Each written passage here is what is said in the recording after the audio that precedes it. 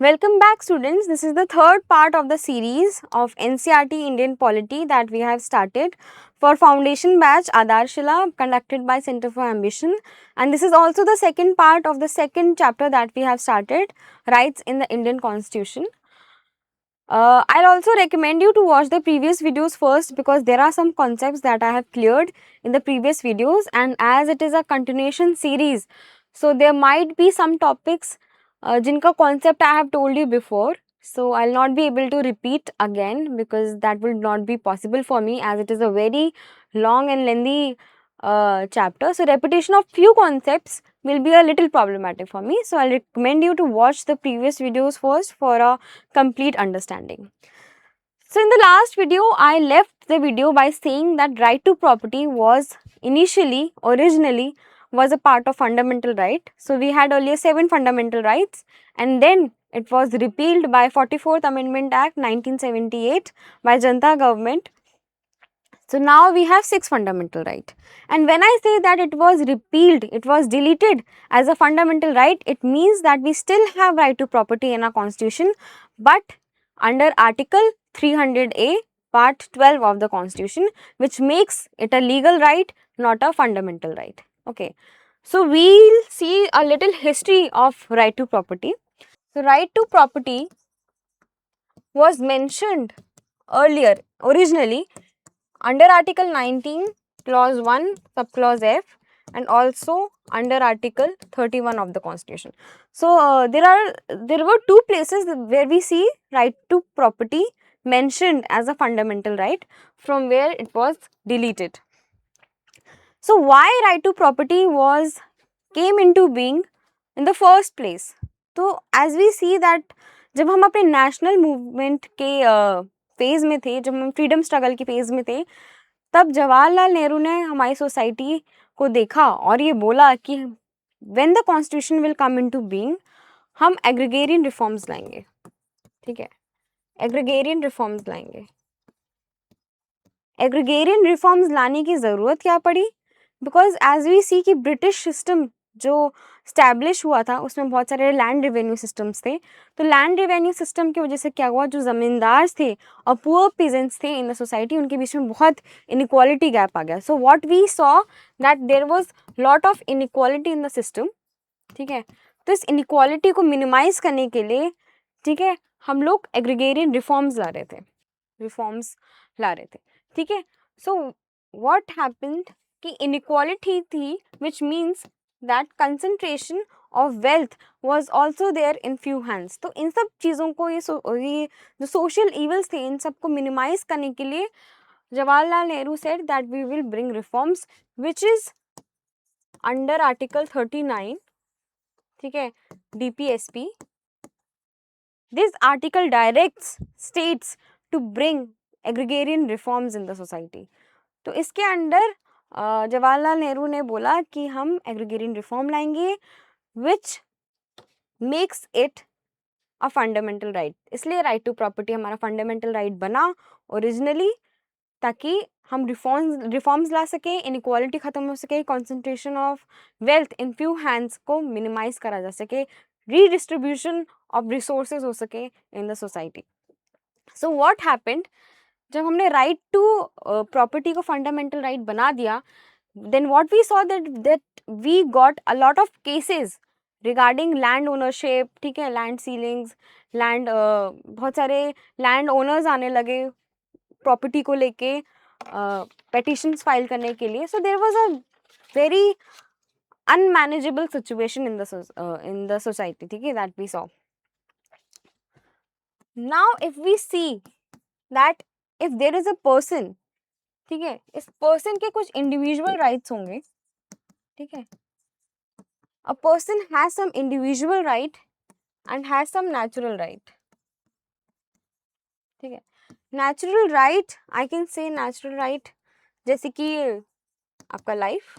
ठीक है, now to live what is important, it is important that we have some kind of property. ठीक है, by property I do not mean only land, house, car. okay, ये बात नहीं कर रही हूँ मैं. by property I mean that you should have some things which have some economic value. ठीक है, if you have anything which has a certain economic value, it means property. ठीक है, we use property in a wider sense here. ठीक है, economic value होने से क्या होगा, इकोनॉमिक वैल्यू होने से you will be able to have some resources. ठीक है, जब आप इन रिसोर्सेज को यूटिलाइज करेंगे तभी तो आप जी पाएंगे. ठीक है, तो जीने के लिए what is important, it is important to have property. Property does not mean that only land, it means something of economic value that you should have, from which you can get access to the resources, and resources could be utilized. Okay, so earlier what we thought कि right to property हम fundamental right में दे रहे हैं, but हम reasonable restrictions लगा के इसको manage कर लेंगे. But when we see a lot of cases filing in the court on land ownership, and we see a lot of debate, disputes regarding property, तो हमने क्या किया, हम फर्स्ट अमेंडमेंट एक्ट लेकर आए. ठीक है, इन 1951 में हमारा फर्स्ट अमेंडमेंट एक्ट आया और हमने 9th शेड्यूल ऐड किया. एक्टिवेट तो नहीं किया, because earlier we had 8 schedules and we added a new schedule which was 9th schedule. और 9th शेड्यूल में हमने ये बोल दिया कि जो भी हम 9th शेड्यूल में रख देंगे वो जुडिशियल रिव्यू के अंडर नहीं आएगा. मतलब whatever that we put here does not come into the areas of judicial review. ठीक है, उस पर जुडिशियल रिव्यू नहीं लगेगा, उस पर केसेस नहीं सुने जाएंगे, उस पर कोर्ट कुछ नहीं कर सकती. ठीक है, तो व्हेन दिस हैपेंड, और ये अमेंडमेंट हम किस आर्टिकल के द्वारा लाए हैं, it is article 368 which amends which gives the power to amend the constitution.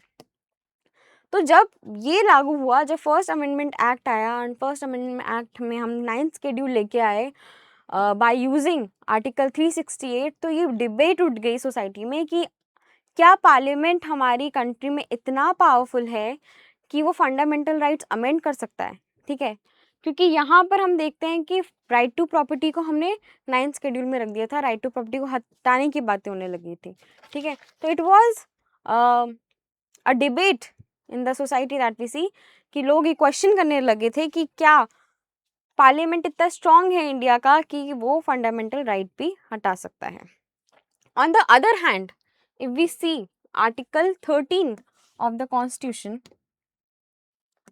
if we see article 13 of the constitution which says कि कोई भी लॉ ऐसा जो कि फंडामेंटल राइट को अब्रिज करे, if any law that is made which abridges the fundamental right of the people, it will be considered as null and void. ठीक है, तो वो लॉ नहीं माना जाएगा, वो क्या हो जाएगा, नल एंड वॉइड हो जाएगा. ठीक है, तो एक तरफ हम 9th शेड्यूल ले आए हैं कि हमने राइट टू प्रॉपर्टी को 9th शेड्यूल में रख दिया, लैंड रिफॉर्म्स को हमने 9th शेड्यूल में रख दिया कि ये इस पर स्क्रूटिनाइज नहीं हो सकता, ये जुडिशियल रिव्यू नहीं लग सकता. और एक तरफ आर्टिकल 13 से इसकी कोई भी लॉ ऐसा आ ही नहीं सकता है जो आपके फंडामेंटल राइट्स को अब्रिज करे, क्योंकि अगर ऐसा लॉ आता है तो वो नल एंड वॉइड हो जाता है. ठीक है, अब व्हेन वी सी आर्टिकल 13 और जो लॉ की बात करता है, तो लॉ में we see what all law article 13 defines. तो first we see that any act of parliament, ठीक है, any act of parliament is considered as a law. law क्या कहते हैं, ठीक है, मतलब आर्टिकल 13 हमें बताता है what are the laws, हम किन किन चीज़ों को law बोल सकते हैं. ठीक है, define the term law. तो पहला था कि एक्ट ऑफ पार्लियामेंट, किसी भी पार्लियामेंट के एक्ट को हम लॉ बोलते हैं. दूसरा, इट टोल्ड दैट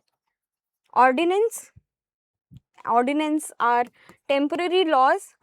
ठीक है, जब हमारा हाउस सेशन में नहीं होता है तो जो टेम्पररी लॉज आते हैं टू कंटिन्यू द प्रोसेस, उसको हम ऑर्डिनेंस बोलते हैं, which is under article 123 in case of president and article 213 in case of governor. ठीक है, तो ऑर्डिनेंसेस जो हैं वो भी हमारा लॉ है. दूसरी चीज़, बाय लॉ. ठीक है, bylaws are laws made by center and state with some changes bylaws में कुछ चेंजेस करके उनको अपने यहाँ इम्प्लीमेंट कर सकता है, तो उसको हम बायलॉज बोलते हैं। Basically these are some laws by centre जो कि स्टेट विथ सम चेंजेस करके इसको अपने यहाँ इम्प्लीमेंट कर सकता है। These are bylaws. Also customs are mentioned, orders are mentioned, ठीक है, notices are mentioned. So in case any of them violates the fundamental rights, तो वो null and void हो जाएगा, ठीक है। This was article 13 said. So now what happened that हमारे constitution में हमने कहीं भी कॉन्स्टिट्यूशनल अमेंडमेंट्स नहीं लिखे हैं, ठीक है। अब अगर हमारे कॉन्स्टिट्यूशन में कुछ भी नहीं लिखा है explicitly, then it makes it a loophole, ठीक है। एक लूप होल हो जाता है कि अगर ये नहीं लिखा है इसका मतलब हो सकता है, ठीक है। तो हमने देखा कि आर्टिकल 13 में it does not include the word constitutional amendment, मतलब कॉन्स्टिट्यूशनल अमेंडमेंट को उन्होंने इस दायरे में रख दिया कि अगर कॉन्स्टिट्यूशनल अमेंडमेंट हो जाए तो वो कॉन्स्टिट्यूशनल अमेंडमेंट को उन्होंने एक्सप्लिसिटली नहीं लिखा था कॉन्स्टिट्यूशन में, which makes it like we interpret it in a way कि अगर ये नहीं लिखा है तो मतलब ये हो सकता है। तो what happened in Sajjan Singh case and Shankari Prasad case, दो केसेस आते हैं हमारे कॉन्स्टिट्यूशन में, हमारे जुडिशरी में, शंकरी प्रसाद case and Sajjan Singh case, जो ये बोलते हैं उसके बाद तो हम लोगों को एक लूप होल मिल गया जिसमें ये what was the loophole, that constitutional amendment as it is not written under article 13, which means कि कोई भी constitutional amend किया जा सकता है and वो law के दायरे में नहीं आएगा, तो which also means कि हम उससे कोई भी fundamental right change कर सकते हैं, ठीक है। तो first two cases that we see that in Shankari Prasad case and Sajjan Singh case, that we see कि इन्होंने वो लूप होल कैच करा, उन्होंने बोला कि हाँ ठीक है, as constitutional amendment is not a part included in article 13, तो कोई भी फंडामेंटल राइट चेंज हो सकता है, ठीक है, fundamental rights could be change. Then Golaknath case comes into the scene, ठीक है, Golaknath case comes into the scene. I am talking about year 1967, ठीक है, जब गोलकनाथ केस आया तो उन्होंने ऐसा बोला कि दिस इज नॉट पॉसिबल, मतलब कॉन्स्टिट्यूशनल अमेंडमेंट जो है वो फंडामेंटल राइट्स आपके नहीं चेंज कर सकता है, ठीक है। Constitutional amendments can not change your fundamental rights. Why? Because fundamental rights, they said that fundamental right is sacrosanct, which makes it that nobody can change fundamental rights, ठीक है। no constitutional amendment can change fundamental rights. Now what happens कि यहाँ तक तो मामला ठीक चल रहा था, ठीक है, when it came to Shankari Prasad and Sajjan Singh case, but जो गोलकनाथ केस आया उसने थोड़ा मामला खराब कर दिया, बिकॉज इट सेड कि फंडामेंटल राइट्स अब चेंज ही नहीं हो सकते। सो व्हाट केम नेक्स्ट, तो पार्लियामेंट 24th अमेंडमेंट एक्ट लेके आई 1971, ठीक है, एंड ये पार्लियामेंट अब जुडिशरी के पास गई एंड इट सेड कि अब हम दो चेंजेस कर रहे हैं, which is in article 13 and article 368 itself. तो उन्होंने आर्टिकल 13 में ये चेंज कर दिया कि आर्टिकल 13 के अंदर अगर कोई भी, मतलब if any constitutional amendment is made, तो वो उस पर आर्टिकल 13 लगेगा ही नहीं, ठीक है। And also in article 368 they have change कि ऐसा अगर कोई प्रोविजन आता है, ऐसा अगर कोई लॉ आता है, ऐसा अगर कोई कॉन्स्टिट्यूशनल अमेंडमेंट आता है, then president has to sign it, ठीक है। तो आर्टिकल 13 में उन्होंने ये अमेंडमेंट कर दिया कि कोई भी कॉन्स्टिट्यूशनल अमेंडमेंट अगर होता है तो उस पर जुडिशियल रिव्यू नहीं लगेगा, ठीक है। इन्होंने पावर ऑफ जुडिशियल रिव्यू खत्म कर दी अमेंडमेंट करके, ठीक है। तो what happened that in Kesavananda Bharati case, जब इतना सब कुछ हो गया, that amendment in the article 13, amendment in the article 368 हुआ, तो उसके बाद केशवानंद भारती केस आता है। आई एम टॉकिंग अबाउट 1973, ठीक है। तो केशवानंद भारती केस ये जजमेंट देते हैं कि अब फंडामेंटल राइट्स तो चेंज हो सकता है, but what is important that basic structure of the constitution could not be changed. मतलब you can change fundamental rights in the constitution, but you have to make sure कि जो basic structure of the constitution का है वो नहीं change होना चाहिए. ठीक है, बेसिक स्ट्रक्चर मतलब जो रूट्स हैं आपके कॉन्स्टिट्यूशन की, जो रूट्स हैं हमारे इंडिया की, जो प्रिंसिपल्स हैं, जो आधार है, जो फ्रेमवर्क है हमारे इंडिया का, लाइक डेमोक्रेसी, लाइक रिपब्लिक, तो वो चेंज नहीं होना चाहिए. ठीक है, इट वॉज अ 13 जज बेंच जिसने डिसाइड किया that fundamental rights could be change, but we have to make sure that basic structure of the constitution can not be changed. So this ये जो केशवानंद भारती केस है, इसमें जो ये नई बात की गई है, जो हम कहीं नहीं देखते, which is basic structure of the constitution. Basic structure हम देखते हैं कि हमारे कॉन्स्टिट्यूशन में भी कहीं मेंशन नहीं है, ना ही कहीं मेंशनड है किसी भी कॉन्स्टिट्यूशन में. तो we say that this is a judicial innovation. ठीक है, this is a innovation that happened. तो इनोवेशन से क्या होता है, इसके ऊपर थोड़ा कंट्रोवर्शियल चीज़ रही थी ये, क्योंकि ऐसा माना जाता है कि जो थोड़ा इनोवेशन होता है, जो इन्वेंशन होता है, जुडिशियल इन्वेंशन इसको बोला जाता है, तो ये जो इन्वेंशन हमने किया है इससे थोड़ा बैलेंस बिगड़ सकता है between the institutions of the government. ठीक है, and what is set, Kesavananda Bharati case को, जो basic structure of the constitution, ये जो नई चीज़ लेकर आई थी, इसको हमने बोला था कि that this is the necessary evil. हमने इसको एक नेसेसरी ईविल बोला है. क्यों? क्योंकि ईविल तो है ये, because it is a invention. हमें पता नहीं कि आगे ये कितना काम कर पाएगा, या we have not seen this concept anywhere else. तो नेसेसरी ईविल हमने इसलिए बोला कि ईविल तो है ये, ठीक है, बट नेसेसरी है. It was necessary to protect the fundamental rights of the people. So the question that comes here that this basic structure वाली जो चीज़ हमने जो इन्वेंट की, ठीक है, हम जो इन्वेंशन किया है हमने basic structure of the constitution, क्या ये कभी हम आगे जाके हटा सकते हैं क्या? कि कभी जाके आगे ऐसे जजमेंट आ गया जहां हम ये पूरा जो हमारा बेसिक स्ट्रक्चर वाला कॉन्सेप्ट यहाँ पर जो दिया है, we can eradicate it completely.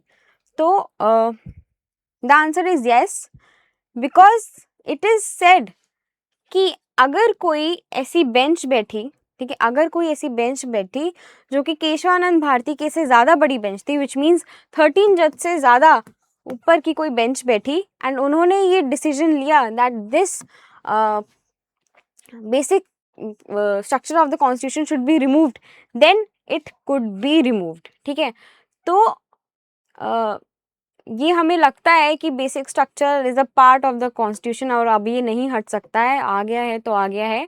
But it is mention that अगर कोई भी जज की bench which is bigger than the bench of Kesavananda Bharati case, तो उस केस में ये बेसिक स्ट्रक्चर भी हटाया जा सकता है. ठीक है, बिकॉज अब देखो बेसिक स्ट्रक्चर जो है it is a judgment of a judiciary. ठीक है, तो जुडिशरी को पावर क्या है कि वो अपने जो जुडिशियल जजमेंट्स हैं उनको रिव्यू कर सकती है. ठीक है, तो this is also judgment passed by judiciary, so it can review it and it can change it also. But condition क्या है? कंडीशन ये है दैट 13 जज बेंच से ज़्यादा होनी चाहिए and it could be easily removed. ठीक है, next we come on to the concept of exceptions of fundamental right. ठीक है, तो there are few exceptions in the constitution. First is 31A, 31B, 31C. ठीक है, so these are the exceptions related to the fundamental rights. तो what does article 31A says? A से आप agrarian याद कर लीजिए. ठीक है, एग्रीगेरियन रिफॉर्म्स. ठीक है, B is for 9th schedule and C is for DPSPs. ठीक है, so any matter of agrarian reform, land distribution, it cannot be challenged. ठीक है, as a fundamental right in the constitution. So this was article 31A. 31B stated that जो भी 9th schedule के अंदर आ जाएगा उस पे judicial review नहीं होगा, ठीक है.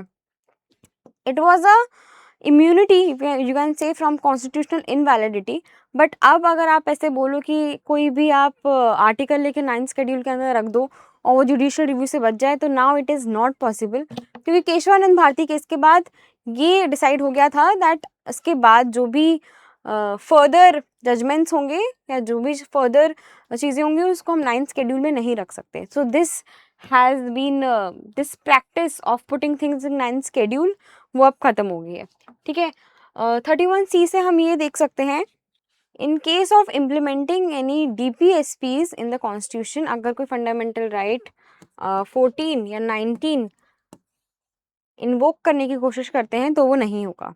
Nextly we see there are 2 concepts that I am gonna tell you, and मैं वो बार बार रिपीट भी करूँगी अपने वीडियोज़ में, so I will make it clear here. There is one thing that I say as negative and one I can say is positive, ठीक है. एक कोई नेगेटिव कॉन्सेप्ट की बात कर सकती हूँ और पॉजिटिव कॉन्सेप्ट की बात कर सकती हूँ. तो नेगेटिव कॉन्सेप्ट और positive concept in polity, Indian polity does not mean कि मैं कुछ बुरा और कुछ अच्छा बोल रही हूँ, ठीक है. It has a broader meaning here. Negative का मतलब होता है दैट जहाँ जहाँ लिखा होगा दैट स्टेट शैल नॉट, ठीक है. नेगेटिव मतलब स्टेट शैल नॉट, जहाँ जहाँ अगर लिखा है स्टेट शैल नॉट, मतलब ये काम अगर स्टेट नहीं करती, it limits the power of the state. अगर स्टेट ये नहीं करती है तभी व्यक्ति को उसका राइट मिल सकता है, तो that is a negative concept here, ठीक है. Positive concept here means that state shall, ठीक है. मतलब जहाँ जहाँ मैं यूज़ करूँगी that state shall do this so that some people can get their right, state shall do this ताकि लोग अपने राइट जो है वो enjoy कर सकें, then it is a positive concept. तो इसका मतलब ये नहीं है कि मैं कुछ अच्छा और कुछ बुरा बोल रही हूँ. It only means that here the power of the state, we limit the power of the state, and here it means कि state का होना, state का interference is important. Now coming on to one question, that is कि if we say that article 19 और article 21, जो article 19 है article 21 है हमारे पास, ठीक है, अगर वो हमारा कोई नेबर वायलेट करता है, ठीक है, अगर मेरे किसी नेबर ने मेरा आर्टिकल 19 और आर्टिकल 21 वायलेट किया है, तो क्या मैं कोर्ट में जा सकती हूँ, क्या मैं सुप्रीम कोर्ट जा सकती हूँ ये बोलकर कि मेरा फंडामेंटल राइट वायलेट हुआ है और मुझे रेमेडी चाहिए? Then the answer is no, ठीक है. You see article 19 and article 21 ये हमें स्टेट से बचाते हैं, ठीक है. It is clearly mention that any act of state, these are against state, ठीक है. These are not against private individuals, ठीक है. आर्टिकल 19 एंड आर्टिकल 21 के लिए अगर ये हमारा वायलेट होता है तो हम इसको जस्टिस सीख करने के लिए सुप्रीम कोर्ट नहीं जा सकते हैं. We can only go to another court by ordinary law, ठीक है. तो इसके लिए हमें कॉन्स्टिट्यूशनल रेमेडी नहीं मिलेगी, हमें बेसिक ऑर्डिनरी लॉ में जो रेमेडीज होगी हमें सिर्फ वही मिलेगी, ठीक है. तो when you study all the articles, citizens के पास क्या है, फॉरेनर्स के पास क्या है, सिटीजन्स और फॉरेनर्स के पास क्या है, वो तो हमें पढ़ना ही है. उसके अलावा कौन से articles are against the state and कौन से articles are against the private individuals, that is also important. So article 21 and 19 specifically says that they are against the state. तो मतलब कोई भी प्राइवेट इंडिविजुअल अगर इसको वायलेट करेगा तो हम कॉन्स्टिट्यूशनल रेमेडी नहीं मिल सकती, हम आर्टिकल 32 के बिहाफ पे सुप्रीम कोर्ट नहीं जा सकते. We can only seek remedy through ordinary law making, ordinary legal remedy हमें मिल सकती है सिर्फ, ठीक है. नाउ व्हेन आई से स्टेट हियर, ठीक है, what does state means? State means union का लेजिस्लेटिव एंड एग्जीक्यूटिव, ठीक है. स्टेट का legislative and executive, local government के म्यूनिसिपैलिटीज एंड पंचायत, ठीक है, एंड एनी अदर इंस्टीट्यूशन जिसको स्टेट ने एड किया है can also work sometimes as a state, ठीक है। तो यहाँ पर क्वेश्चन बन सकता है कि कोई भी ऐसे इंस्टीट्यूशन जिसको स्टेट ने एड किया है एंड स्टेट हैज सेड कि कभी कभी ये as a form of state भी वर्क कर सकती है, तो this is also comes in the criteria of state. State हमें किस में डिफाइन किया है? State is defined under article 12 of the fundamental rights, ठीक है। Now moving on to the fundamental rights, here we see that fundamental rights can only be suspended in national emergency, वो भी article 20 and 21 cannot be suspended, ठीक है। When it comes to another 6 freedoms that we see that are mentioned in article 19, we also see that national emergency can be declared on the grounds of war and external aggression and not when it is a armed rebellion। मतलब external aggression होगा, external rebellion होगा, external cause होगा तो हमारा national emergency suspend हो सकती है, but when it comes to the internal rebellion, the freedom of article 19, 6 freedoms cannot be suspended, ठीक है। Now I have told you that article 12 defines state and article 13 defines law।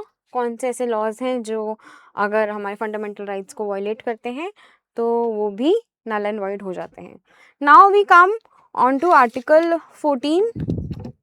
Article 14 of the constitution states about two concept. First is British concept and second is American concept. The first one is equality of law and second is protection of law.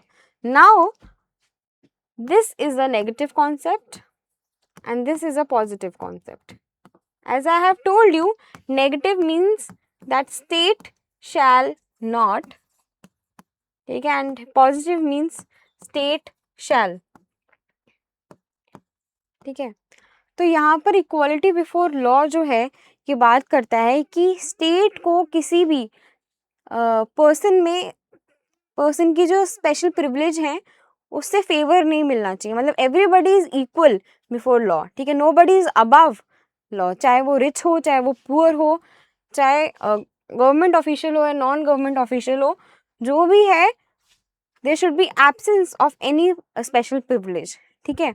तो government shall not discriminate any person क्योंकि उसके पास special privilege है, ठीक है। Everybody should be treated equal before the law is the concept of equality before law, and equal protection of law is that ki equal subjection of all person to the ordinary law of the land, which means equal protection of law means that like should be treated alike without any discrimination। मतलब जो likes हैं, ठीक है, जो एक जैसे हैं, एक समान है, जो उनको एक सेम ट्रीटमेंट मिलना चाहिए, उनके बीच में कोई डिस्क्रिमिनेशन नहीं होनी चाहिए।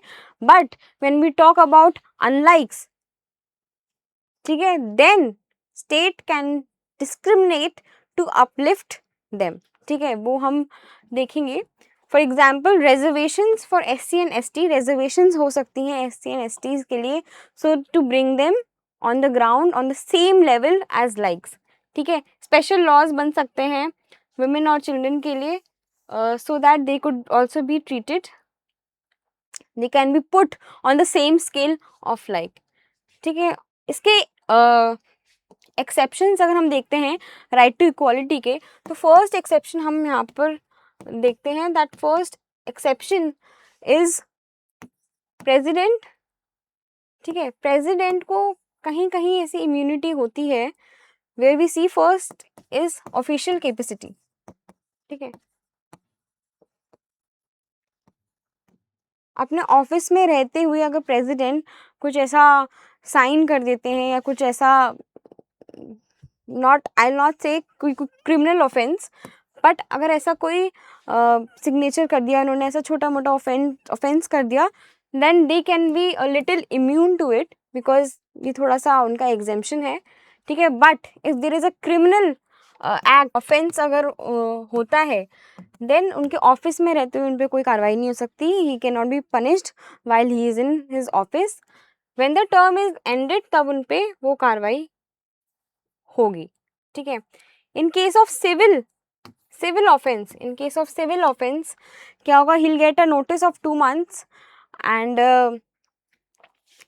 लाइक इनहेरिटेंस हो गया या डाइवोर्स हो गया या फिर कोई भी सिविल मैटर पे अगर कोई केस बनता है तो उसका 2 महीने का नोटिस जारी होगा। तो these are the some exceptions that we see under article 14 and also another exception is for diplomats, ठीक है। जो डिप्लोमैट्स हैं उन पे लोकल लॉज जो हैं उस कंट्री के वो लागू नहीं होते। Thirdly when we see MPs and MLAs, ठीक है, तो उनका जो भी वट एवर दे से what ever they do in parliament वो थोड़ा सा नहीं, उसको हम उस पर केसेस करते हैं, ठीक है। तो वो थोड़ा सा इम्यून हो जाते हैं उस चीज़ से। Next, we see that there are some fundamental articles which are available to only citizen and some are available only to all, ठीक है। तो only citizens के लिए article 15 is there which says that rights against discrimination on the grounds of religion, race, caste, sex or place of birth should not be there. So it is available only for citizen. Article 16 which says right to equality of opportunity in matters of public employment. Article 19 says freedom of speech, expression, assembly, association, movement, residence and profession. We'll read about them in detail. Article 29 to 30 which are cultural and educational rights. So these are the rights only for citizens. These are the rights available to all. Firstly, right, Article 14 which is equality before law, equal protection of law. Article 20 protection of respect, protection in respect of convention for offence, ठीक है। तो जो भी convicted हैं उनके लिए क्या protections हैं, it is given in article 20। Article 21 which is protection of life and personal liberty is in article 21 which is available to all. Article 22 protection against arrest and detention. Article 21 is right to education. Article 23 to 24 which is prohibition on human traffic and forced labor and child labor. Article 25 to 28, these are religious freedoms.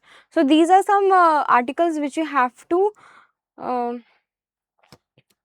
always keep in mind. This is very important because बहुत questions इससे बनते हैं and it could be also trap questions asked by UPSC. So you also always have to make sure कि what are the articles that are only for citizens and what are the articles that are available to all. Next we see that prohibition of discrimination on certain grounds. Article 15 says that state shall not, ठीक है, shall not discriminate against any citizens on the grounds only of religion, race, caste, sex and place of birth. Okay, so here only word is very important क्योंकि other than this हो सकता है, ठीक है, in a positive sense discrimination हो सकता है। तो religion, race, caste, sex, place of birth, the state is not allowed to discriminate any citizens, ठीक है। What is Article 15 clause 2 says that this provision prohibits discrimination in place access to shops, public restaurants, hotels, places of public entertainment, ठीक है। wells, tanks, bathing huts, roads and places of public resorts maintained wholly or partially out of state funds which are dedicated to the use of general public, ठीक है। तो मतलब state cannot discriminate any person on the ground mentioned here in access in मतलब in their use.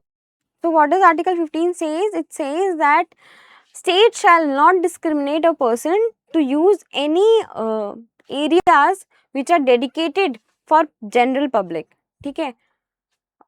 Next, reasonable exceptions that we see that there are some special provisions for children, special provisions for educationally backward classes, ठीक है। Reservations हैं SC STs के लिए, तो उसमें नहीं बोल सकते कि आपने तो बोला था कि जेंडर के बेसिस पे नहीं हो सकता है डिस्क्रिमिनेशन, बट डिस्क्रिमिनेशन तो हो रहा है यहाँ पर। तो वी कैन से कि पॉजिटिव लाइक्स, ये तो मैंने ट्रैप क्वेश्चन कर दिया।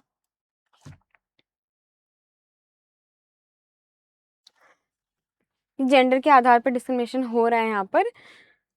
सो देर आर फ्यू एक्सेप्शंस जो उसके दायरे में नहीं आएंगे। There are few exceptions as we see women and children जो हैं, या फिर एजुकेशनली बैकवर्ड क्लासेस जो हैं, या फिर SC ST के लिए रिजर्वेशंस हैं।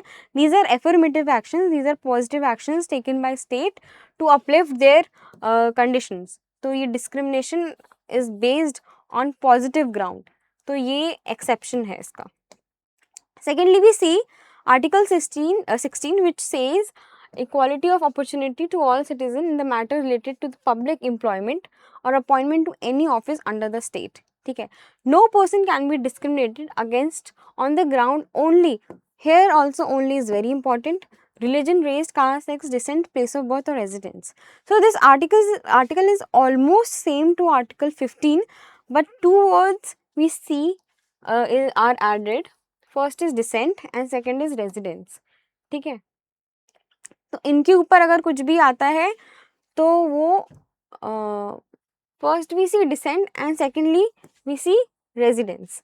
सो दीज थिंग्स, इनकी ये जो भी ग्राउंड है, religion, race, caste, sex, descent, place of birth and residence, इसके ऊपर कोई भी डिस्क्रिमिनेशन नहीं हो सकता है। ठीक है, only on, only is the important word that you have make sure.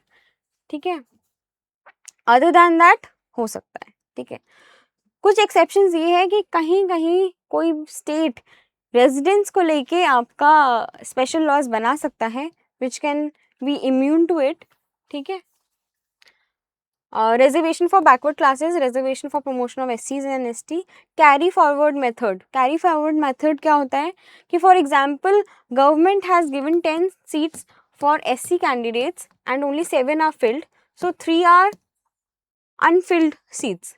तो क्या कर सकती है ये 3 जो सीट्स हैं इसको वो next year, suppose this is the vacancies of 2020, तो 2021 में if they are again 10 seats, तो ये जो पहले की 3 सीट्स हैं विच वर नॉट फिल्ड, उनको यहाँ पर लाके कैरी कर सकती है, कैरी फॉरवर्ड कर सकती है, तो दिल विल बी 13। तो ये डिस्क्रिशन ऑफ स्टेट है या डिस्क्रिशन ऑफ द गवर्नमेंट है कि अगर उसको कैरी फॉरवर्ड वैकेंसीज करनी है तो वो कर सकती है। ठीक है, preference of members of a religious community, preference for members of a religious institution, a religious institution can require its employees to belong to that religion. ठीक है, रिजर्वेशन फॉर EWS, तो EWS के लिए भी मतलब reservations are also there and carry forward method can also be an exemption, residence requirement can also be an exemption. ठीक है, next we see article 17 which is abolition. ठीक है, next we see Article 17 which is abolition of untouchability. As I have told you that no right is absolute in nature, but when we come to Article 17 we see this is an absolute right and there is no restrictions in regarding this. ठीक है, next comes Article 18. Article 18 abolishes titles except military and academic distinctions. ठीक है, तो Article 18 क्या करता है that कोई भी state confers that nobody shall. Article 18 tells that it abolishes titles except military and academic distinctions. The state shall not confer any title to any person whether a citizen or a foreigner.